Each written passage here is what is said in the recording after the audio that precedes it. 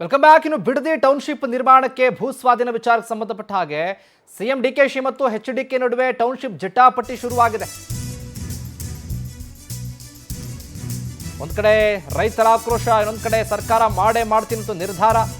ಇದರ ಜೊತೆಗೆ ಸಿಎಂ ಹಾಗೆ ಮಾಜಿ ಸಿಎಂಗಳ ನಡುವೆ ಜಟಾಪಟಿ. ಟೌನ್ಶಿಪ್ ವಿರೋಧಿಸಿದ ಎಚ್ಡಿಕೆ ವಿರುದ್ಧ ಸಿಎಂ ವಾಗ್ದಾಳಿ ನಡೆಸಿದ್ದಾರೆ.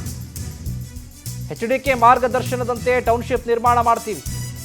ದೆಹಲಿ ಭೇಟಿ ವೇಳೆ ಬಿಡದಿ ಟೌನ್ಶಿಪ್ ಬಗ್ಗೆ ಚರ್ಚೆ ಆಗಿದೆ.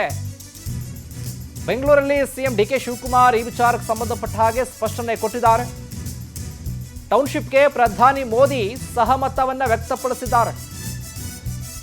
ನಾನು 7-8 ಟೌನ್ಶಿಪ್ ಮಾಡಿದ್ದೀನಿ, ನೀವು ಮಾಡಿ ಅಂತ ಹೇಳಿದ್ದಾರೆ. ಮೋದಿ ಅವರೇ ನನಗೆ ಆಶೀರ್ವಾದ ಮಾಡಿಬಿಟ್ಟಿದ್ದಾರೆ. ನಾನು ಮಾಡಿದ್ದೀನಿ, ನೀವು ಮಾಡಿ ಅಂತ ಅಂದಿದ್ದಾರೆ.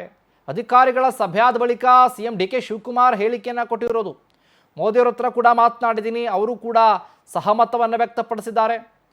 ಇನ್ನು ಮಾಜಿ ಮುಖ್ಯಮಂತ್ರಿಗಳು ಕುಮಾರಸ್ವಾಮಿ ಅವರು ಹೆಂಗೆ ಹೇಳ್ತಾರೋ ಹಂಗೆ ನಾವು ಮಾಡ್ತೀವಿ, ಅವಕಾಶ ಮಾಡಿಕೊಡ್ಬೇಕು ಅಂತ ಬಿಡದಿಯ ಟೌನ್ಶಿಪ್ ವಿಚಾರಕ್ಕೆ ಸಂಬಂಧಪಟ್ಟ ಹಾಗೆ ಸಿಎಂ ವರ್ಸಸ್ ಮಾಜಿ ಸಿಎಂಗಳ ನಡುವೆ ಈಗ ಜಟಾಪಟಿ ಮುಂದುವರಿತಾ ಇದೆ.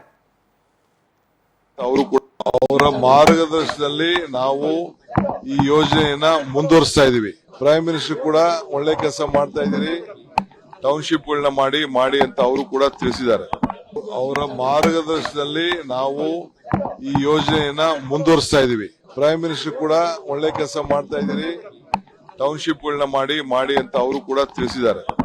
ಅವರ ಮಾರ್ಗದರ್ಶನದಲ್ಲಿ ನಾವು ಈ ಯೋಜನೆಯನ್ನ ಮುಂದುವರಿಸ್ತಾ ಇದೀವಿ. ಪ್ರೈಮ್ ಮಿನಿಸ್ಟರ್ ಕೂಡ ಒಳ್ಳೆ ಕೆಲಸ ಮಾಡ್ತಾ ಇದ್ದೀರಿ, ಟೌನ್ಶಿಪ್ ಗಳನ್ನ ಮಾಡಿ ಅಂತ ಅವರು ಕೂಡ ತಿಳಿಸಿದ್ದಾರೆ.